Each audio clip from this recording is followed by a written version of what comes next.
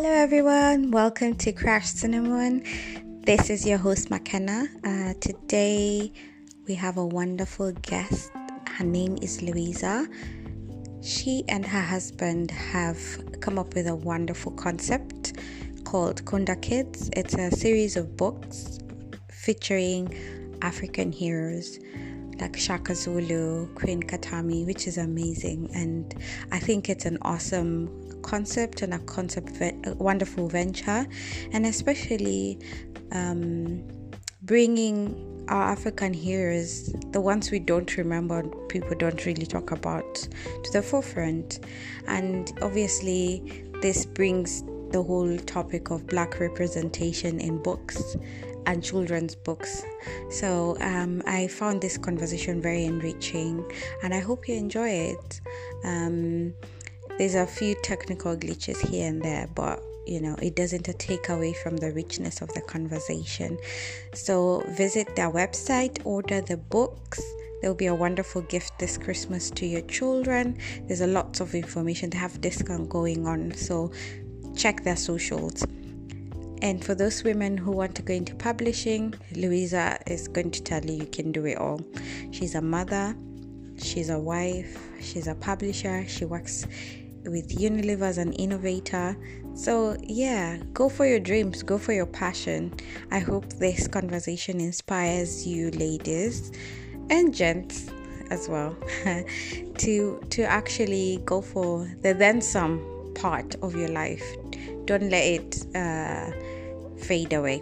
Enjoy the conversation, and as always, thank you for tuning into the Crash Cinnamon episodes.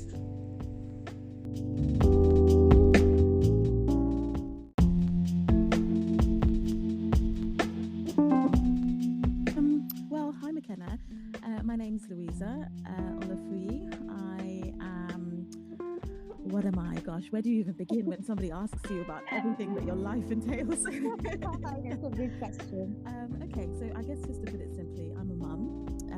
I have a 21-month-old boy. Wow. Who's everything. I'm also married. My husband is called Dele. He's from Nigeria. I was born in Uganda, and we met in the summer of 2013 in London. The rest is history. We live in London, in South London. We actually recently moved here from Cambridge, and we lived in Cambridge for a short time. My husband was doing his MBA, and I was also working at the Cambridge University Press as a senior product marketing manager, which gave me a lot of insight into the world of publishing, building, selling books, and understanding that book space. A little bit about me, I suppose, in terms of just like a background. I was raised in London. I grew up in a single parent household with my mum. My father passed away when I was quite young, so it's been my mother and I for most of our lives. I graduated in journalism. I always thought I was going to be a graphic designer. I decided not to be, but I still do a lot of graphic design and artwork in my own spare time. I did the designs, the covers, the overall anything design related with the books. That was me, except from the illustrations. So that was fun. And I work at Unilever, which is a large company. Most people do. I work there as an innovation specialist. It's a really fun job. I get to do a variety of different things. I guess when lockdown happened for us in March 2020, we kind of just had a lot of time, my husband and I.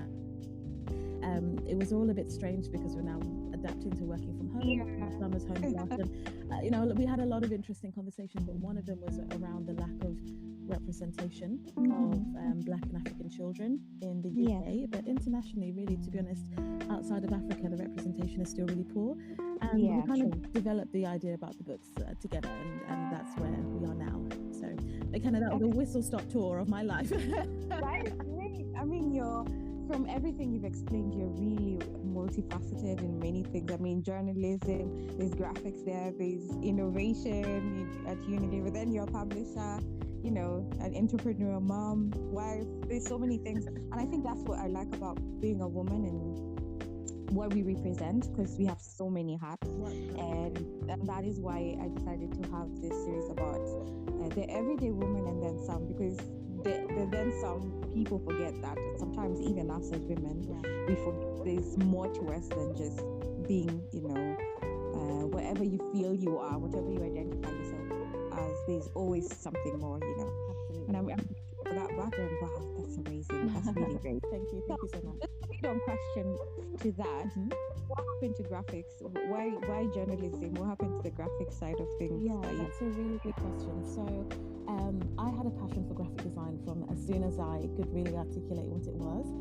And I kind of wanted to be a cartoonist, an animator, and then I learned more about graphic design when I got a bit bigger and when I got a bit older and decided that's what I wanted to do. But I would say, looking back at it now, I think the fear of failure is why I didn't go into graphic design, and I think that's something that really plagues our community. Sometimes when you're a Black person, you feel like you can't afford to fail or you can't afford to make mistakes, and sometimes the barriers that come with entering certain professions can be really intimidating.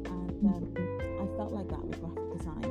I was the only Black person in my class, and a lot of people in my class came from really privileged backgrounds. The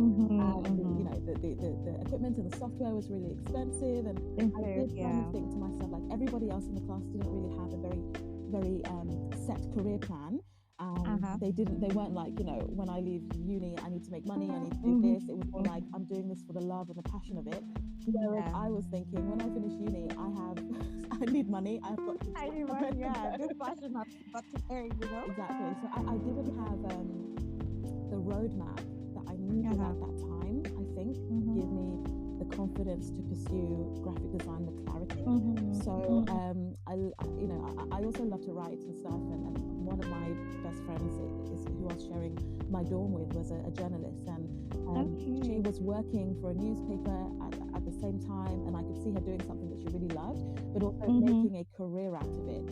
I just thought, if you can write well and articulate yourself well, and storytelling is such a strong skill, so I said, this is what I'm going to do. And then from journalism, I worked as a research journalist for some time, and then branched into business and marketing, which, to be honest, is another form of storytelling. They're quite closely related. And then, from marketing, have been focusing a little bit more specifically on innovation. But that's really why I didn't get into graphic design. To be honest, I wish I could have told my younger self a little bit about the world, and that you can actually pursue things that you are passionate about. But you do need to have a plan on how you want to navigate that, how you want to self-brand, where you want to get work experience. And I didn't know anybody in the design world to lean on. I was like, I'm not going to take any chances. I don't want to be broke. And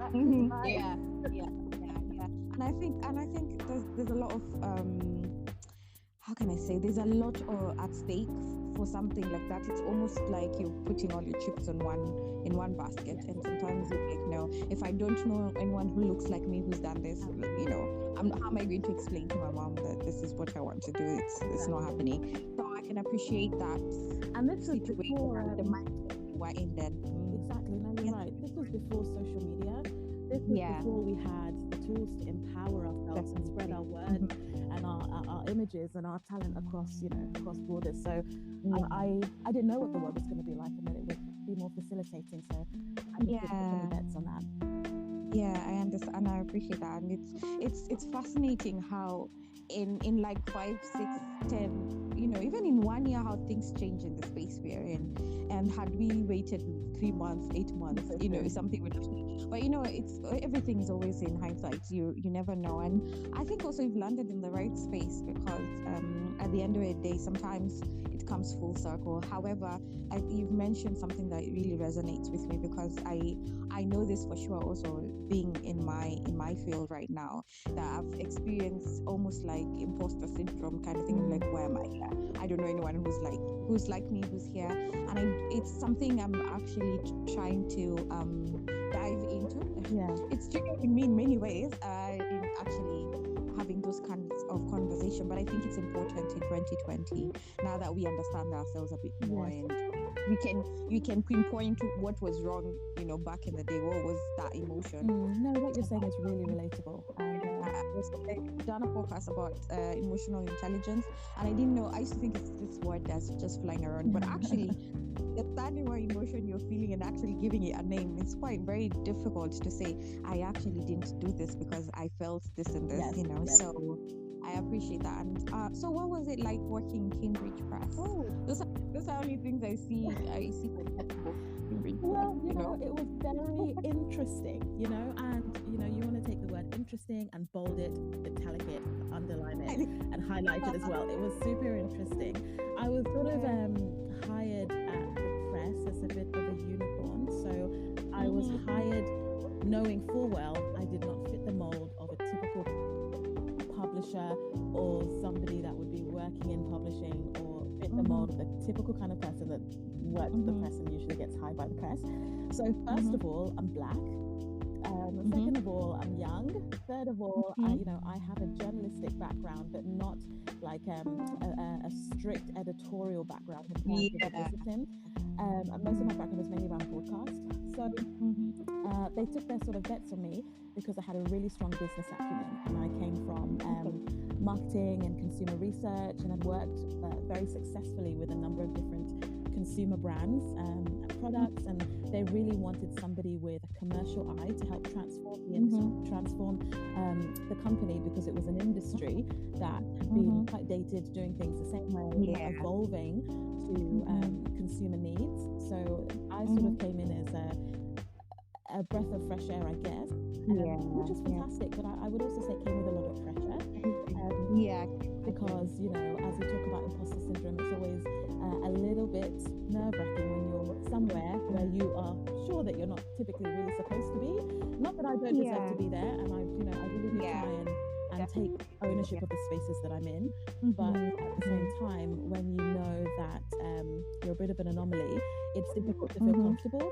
And I would say that there was a very clear lack of exposure to different people from different backgrounds within that organization. There were probably about 1,000 of us.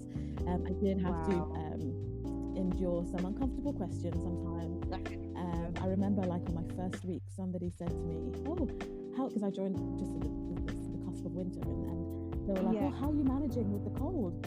And I'm like, it's okay, it's not that much cold in Cambridge than it is in London. And then she was like, sorry, she thought like, she just thought I just came straight from Africa for the job. And I was like, or just sometimes comments about people's perceptions of Africa when I said, and they'll be like, oh dear, it's terrible what's happening there. And I'm like, it's terrible what's happening everywhere, and actually there's amazing things happening there too.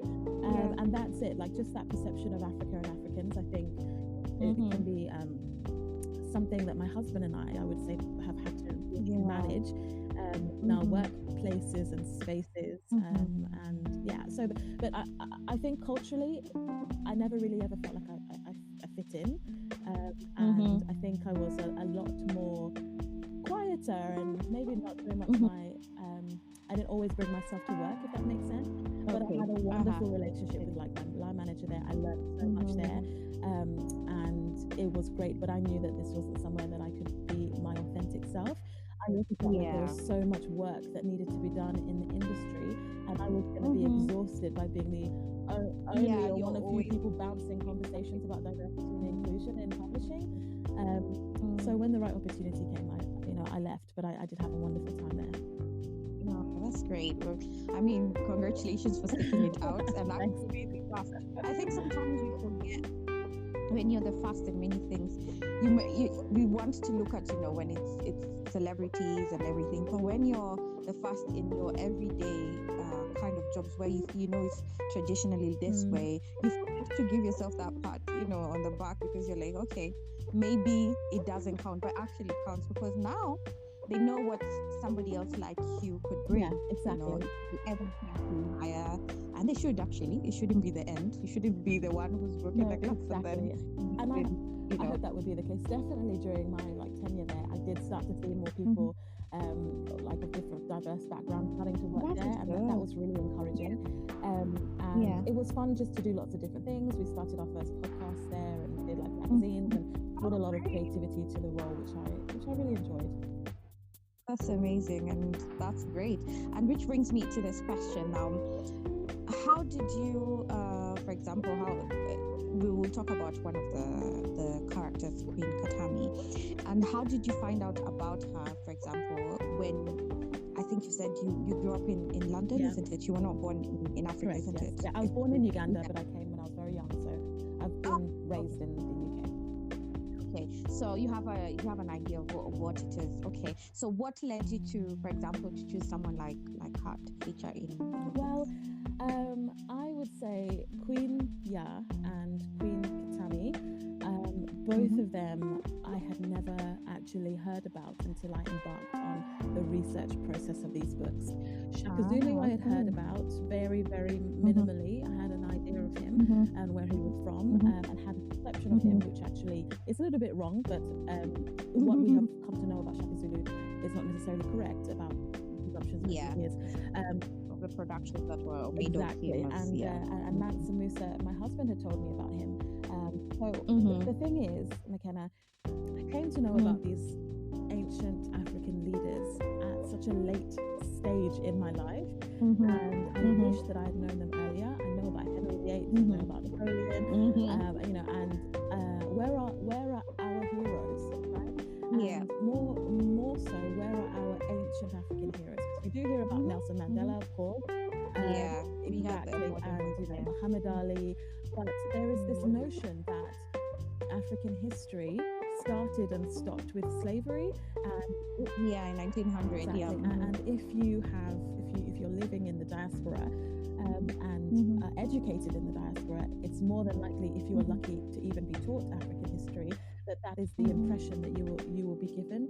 And I think it's extremely problematic. So I actually learned about these ladies just during this research process, because my husband and I were talking about the fact that we don't know who were the notable influential figures in our countries and the kingdoms, predators at the time. So I just did my research, girl. I just hit the internet. I just found some books. I was in Cambridge, so I had a wealth of resources at my disposal. And one of the challenges I found definitely as a woman, writing and developing a character of another woman, right, was about wanting to do it justice. I actually found the male story so much easier, but maybe because I wasn't putting so much pressure on myself. But there was actually another queen that we had thought about doing, and we decided not to. Queen Amina, and there was also Queen Nzinga of Angola, who I loved.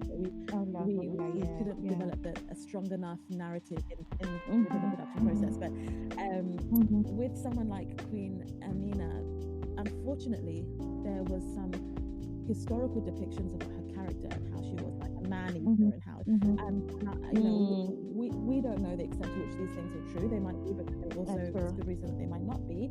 But we wanted to find characters that parents and children would be introduced to, but knowing full well that we've sown a seed and it's likely that they're going to go and Google these people themselves. And I have to say I was quite conscious about the misrepresentation of our African heroes. I don't want a young person to go onto Google, and just because of how Google might organize its information, the first information they're seeing is that this is like a barbaric character, which is really unfortunate. So we wanted to try and find characters that we can introduce young people and children to, but when they do decide, more so for young people, when they do decide to do a little bit of independent research, that they're characters where there's some information that is complementary to the impression that we've given as well, so that it's basically like a consistent story and character. So that's why we chose Queen Katami and Queen Ya.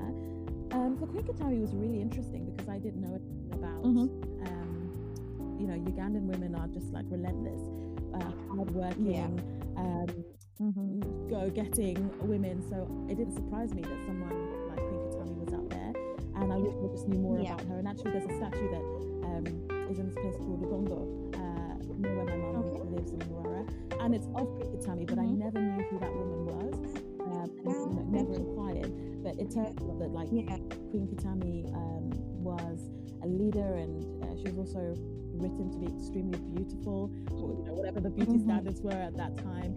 And but the thing that intrigued me the most was that she led an all-female army squad, right? And I love that about her, that she kind of had leadership, and she was, I don't want to say it like a girl's girl, but she was a woman empowering other women. And yeah, I found that really inspiring. So that's what kind of motivated me to do Pinkatami, and for Queen Ya as well. I thought it was a wonderful story. For Queen Ya, I'll say, doing the research, it was quite disappointing how hard she actually fought in real life to protect the golden stool. And there was actually like a lot of politics with her brother around, them and the Portuguese around, regarding the stool, which obviously we've omitted for children's storytelling. But yeah, we wanted to make sure she saved the stool in the story. In the end. But I thought that her story was amazing, and how consistent and determined she was to preserve something that she knew was important, her history, and she knew how valuable our culture is and our artifacts are. So whilst in reality it wasn't quite a happy ending, she has passed down a legacy which inspires me, and which I hope is going to inspire other people like me, other adults, but other children too. That's true. Thank you for that background, and it's one of the reasons why I really wanted to interview for this podcast, because one, it's very hard to get books or anything in print about African history and the conquerors, the people who actually moved and shaped the politics of then, how things were. Even everyday language, colloquialisms came from this kind of things, and it's something I've been actually fighting for to see. So I am always on the lookout for people who do those kind of works. That's always very keen to invite you for this podcast and just say, you're doing a good job, because you might not see it now, but the fruits are definitely going to come in because, like you said, we're having children. Like, for example, I have an 8-month-old, and I have to really thank you. It's quite interesting. I have to consciously remember, as I am teaching her all the other things, like now we are winning and all that, but I have to focus on, okay, she has to know her culture, her history, and beyond what is given to us, and it's very important for not only the people who are from African descent to know about their culture, but also the people they interact with from other nations and nationalities, because, as I said, the narrative has always been the same, and there's like a gap. Before 1900, it's like we were all killing each other, and that was it. There's nothing else, and there's a blank. It's good to actually narrate the story as it were, and also give it the flavor and the imagination of what it could be like now. It's quite interesting, and as you said, sometimes what I know, because I grew up in Kenya actually, I'm now 17. So I remember we were taught so much about Africa, and Shaka Zulu and Queen Kachami, all these people, and Mansa, especially the money issue. I was like, wow, money. But nobody talks about it. Nobody talks about the schools, the education system is set up in place. Nobody talks about his passion and why he's so, okay, let's do this, And I think it's very important because I remember there was a program with Shaka Zulu actually when I was younger on TV, but it was done from a Western point of view, so it wasn't fully what he was, and how he was. Yes, he was very militant, he was very there was battles and fought battles. I mean, that guy used to fight and drove people away. In fact, there's a story about my tribe actually. Please share that with me. I would like, because I'm already thinking about like the next stories we want to tell. So if there are stories inspired by where you come from, please share them with me. I love that. Yeah, apparently they say, because Africa is split into four or five major tribes. Okay, so we have the Bantus, the Kushites, the Semites, and the Naiba. So I come from a Bantu setup. So apparently our group, we came from Cameroon and all these kind of things, and we found ourselves somehow in the south of Africa. And because of Shaka Zulu, he drove us out of then what it used to be called. Groups of us kept moving now further up. So there are some who settled in Zimbabwe, Mozambique, Tanzania, and now the rest of us settled in Kenya. And I actually kind of believe that story, because when I speak to people from Southern African countries, especially when they speak in their languages, their dialects like Shona and Derela, when they speak, you actually can tell those words are from your tribe. You can understand each other. So I remember I had friends, especially in university, and they'd hear me speak to my mother, especially that's when I speak my mother tongue. And they're like, I've understood what you said. And I said, actually what taught this, but I have never had a chance to verify the details because until I came to England, I didn't meet people from all over Africa and all over.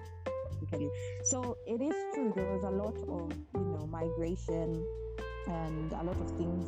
Shaka Zulu changed the setup of Africa. Actually, if you think about it, because we would have settled there, and I don't know how it would have been. What would it look like? How would all these other things? And the same thing happens in West Africa and the North as well.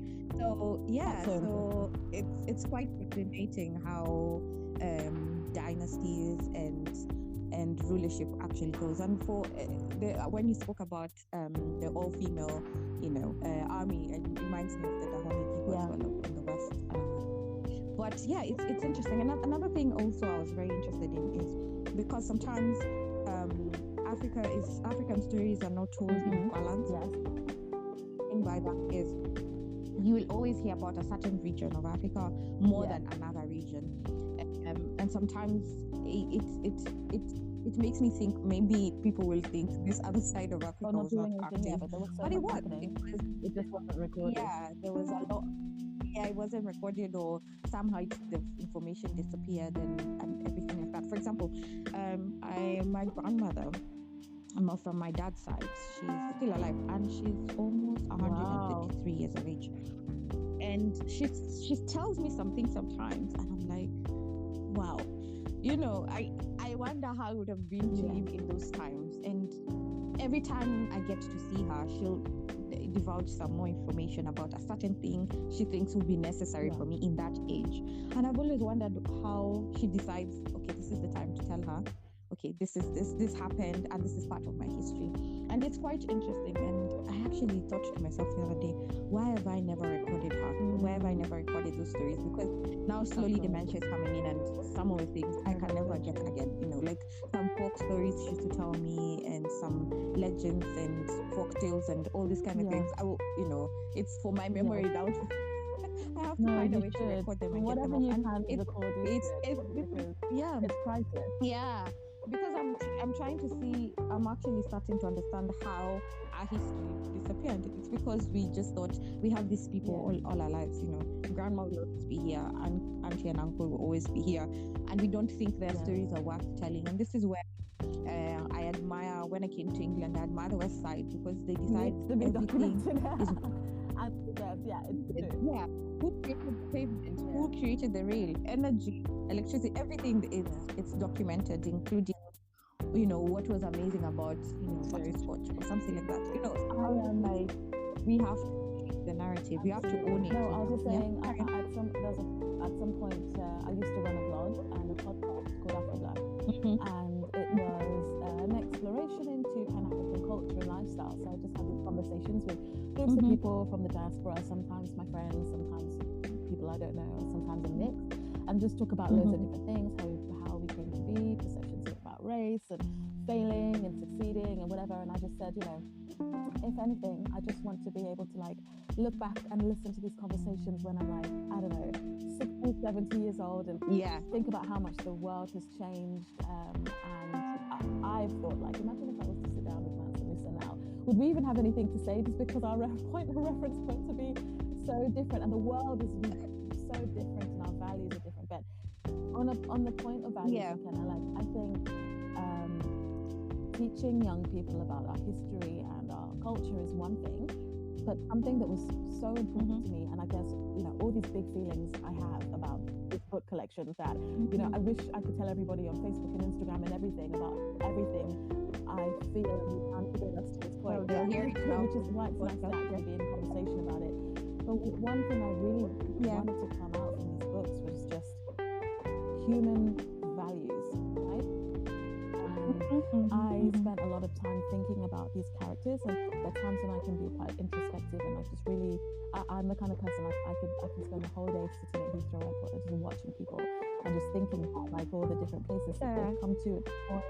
I'm such a people watcher, and I love thinking about people and thinking about why they're thinking what they're thinking, which is why I really enjoy some parts of marketing so much. But I was thinking about like Shaka Zulu, and then when I was developing his character, because Shaka Zulu was, as you said, portrayed to be like a really strict, authoritarian person, and you know, actually described as being barbaric and ruthless. And I was thinking to myself, like, you know, there's sometimes things that people have said about me, and it might not be untrue, but it's just not all of who I am, right? And exactly. Sometimes it can be good things, and you think, wow, that's nice that you think that, but like, I'm not all of that. And then otherwise, sometimes it can be other things, and I think I'm not all of that. And I sat and I was thinking about Shaka Zulu and who he was as a person, and I'm like, we described him as being somebody that commanded leadership, but the reason we decided to do a story like Shaka Zulu Learns to Dance, the original title was Shaka Zulu, the King Who Couldn't Dance. It was meant to be a bit more humorous, but since we changed it, but just this, it was meant to be like such a contrast to his character about him dancing. Like, nobody would ever have imagined that Shaka Zulu would give a toss about dancing at all, but it was actually to illuminate a softer side of his character, and that we all have challenges and things that we want to overcome. Some of them can be big and some of them can be small, but as long as they have an importance in our life, it matters. And for Shaka Zulu, he really wanted to learn how to dance so he could fit in and have fun. It's not that people didn't respect him, but people can respect you but not necessarily like you or want to be around, or you might not be the first person people think of when they're having a party or a gathering. And sometimes just those parts of human existence and our social existence matter.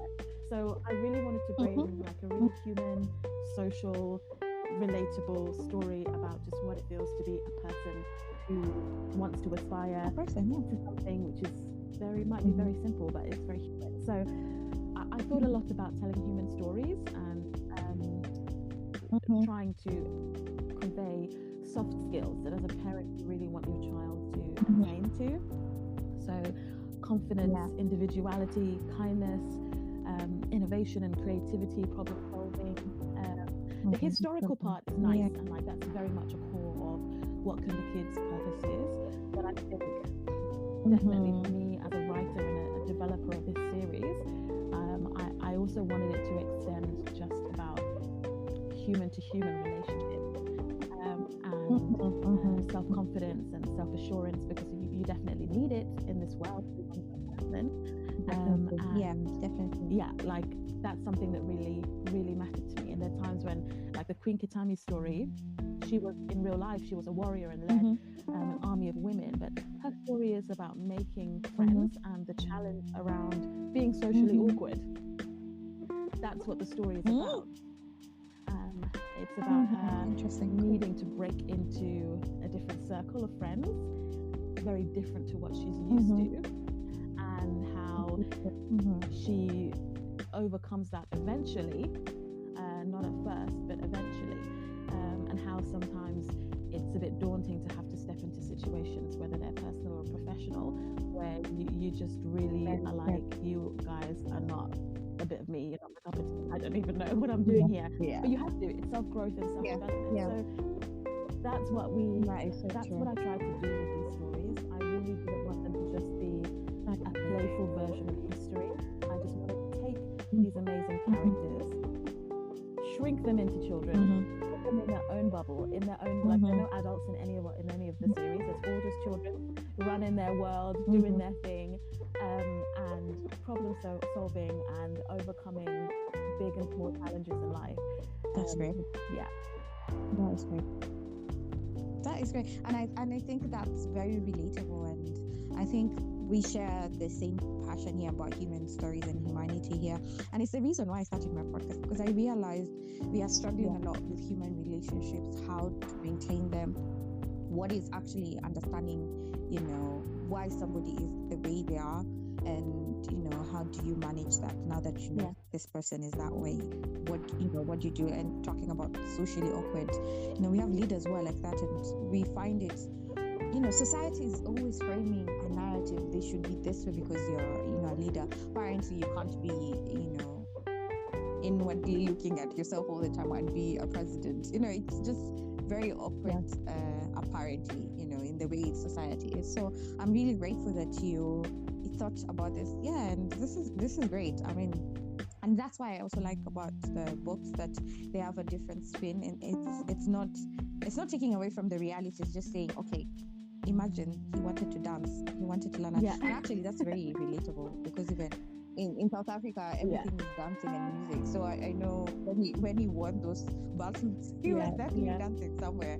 So that is definitely amazing. Oh, that's great. I mean, I love how true you stay to the history, but also how thoughtful you are of shaping then where to go next. Because sometimes I think we read books, whatever it is, and you think, okay, so what's next? What do I do with what I have been impacted with? How do I, change it? It's given me this imagination. What do I do? Sometimes books leave us at the end of the full stop, but I think with your books, with the children, will help them think, okay, now if he did this, I can do this. If he learned how to dance, I can dance.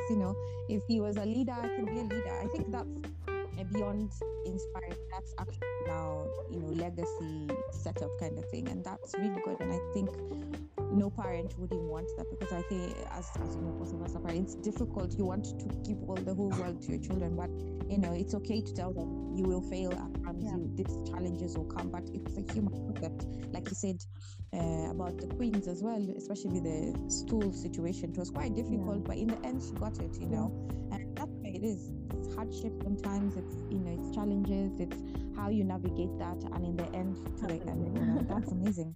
And I'm so grateful for the conversation. It's been really wonderful to talk to you and just understand and keep going. You and your husband. So final question, then we can wrap it up. So what is it like being a co-founder with your husband, working together? There's this narrative that married people shouldn't be working so closely together.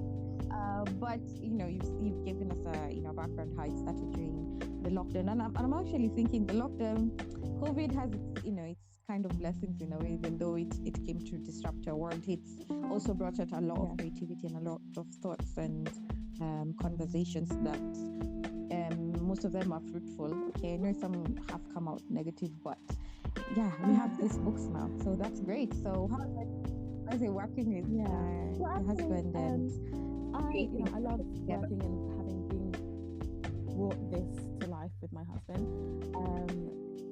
He is an incredibly creative person, but we're just creative in very different ways. So, my husband is a very more methodical, analytical sort of person, and that kind of character is usually typecast as not being creative.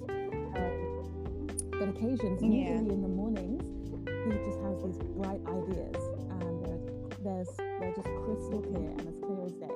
And this series was one of those ideas where he just woke up and said, what about this? And it was crystal. And he's had a number of different other occasions. Like one day he just woke up and said, I've got a board game. And I'm like, what?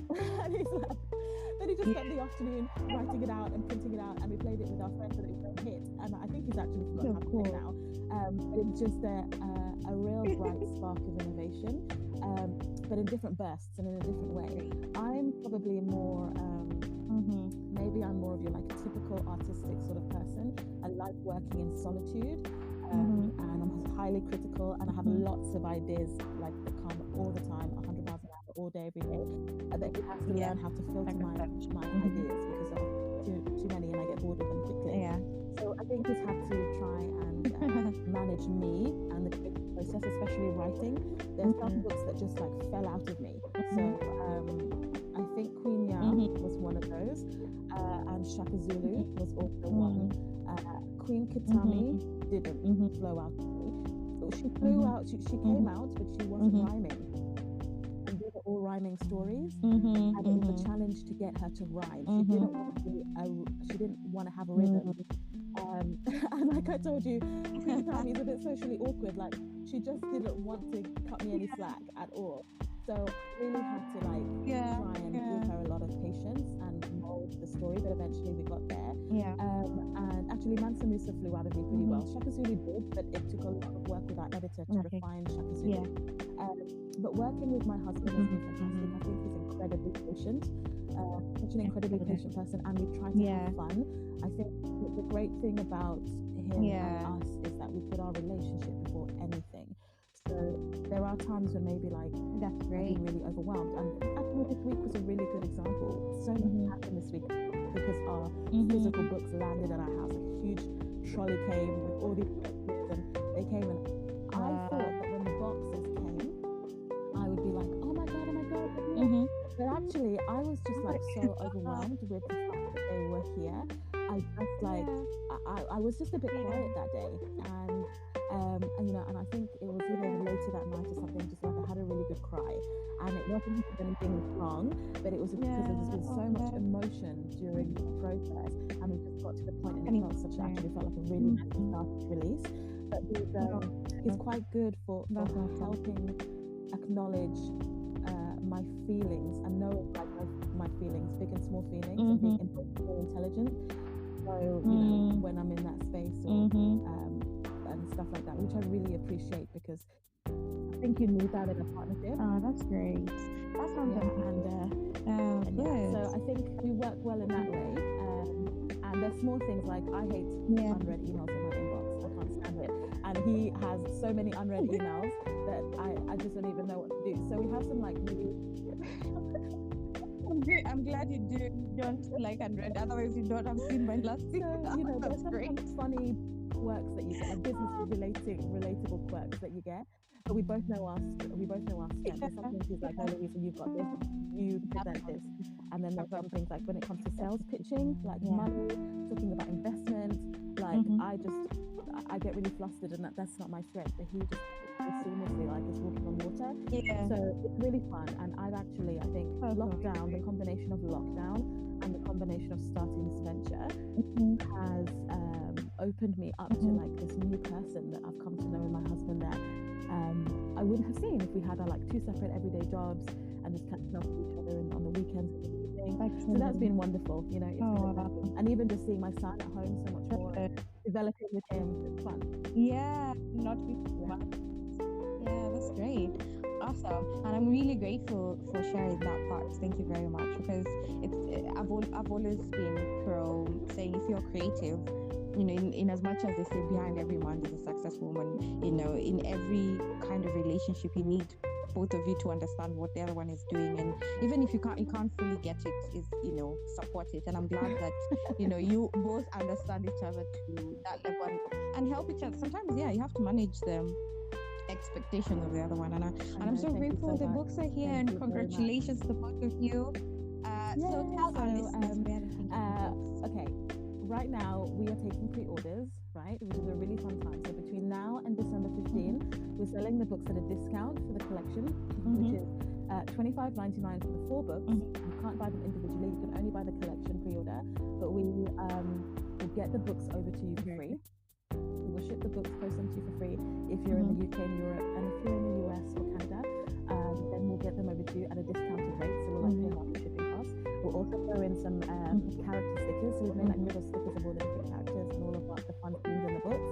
Just if you have young children, it's like fun to put them on their bed and on their wall and stuff. And then we created like activity colouring books from pages and scenes in the books, which you can download as well if you pre-order. So right now, pre-order at www.kundakids.com. That's our website, and there you kind of learn a little bit more about the characters, the fictional characters and the real characters who they were as well, and a little bit about our journey too. Instagram is also a really good place to kind of keep up to date with our journey, what we're doing, where we are in the process, like bits and bobs of the books, and I usually try and update that daily with my husband and make it as fun and relatable as possible. So pre-order on our website. We are officially launching on December the 15th. We're going to have an online, because of COVID, an online launch event. McKenna, I'll send you your invite. You know, that's really love for you to come. And we just have a number of different guest speakers, again, talking about like the importance of human connection and storytelling in our culture and everything. And then after after the launch, the books will be available on Amazon, UK and US, and you can buy them on Amazon as a collection for £28.99. And then you can also buy them individually on our website.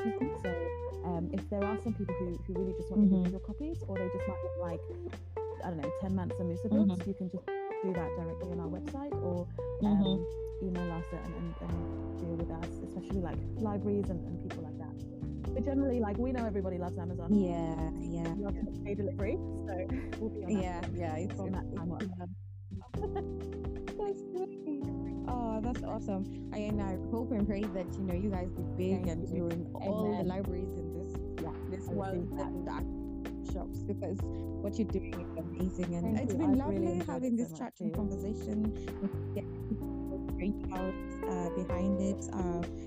We say it was how long, but I've enjoyed, and I really wish you all the best with the launch and hope it goes well. And I'll make time to actually show up. And thank you so much, and enjoy the journey, and keep all those books coming. We want more characters as well. And of course, on meetings, like action notes and action points for everybody. Don't forget to send me the link to the Kenyan history and background. Absolutely love to find out a little bit more about your culture.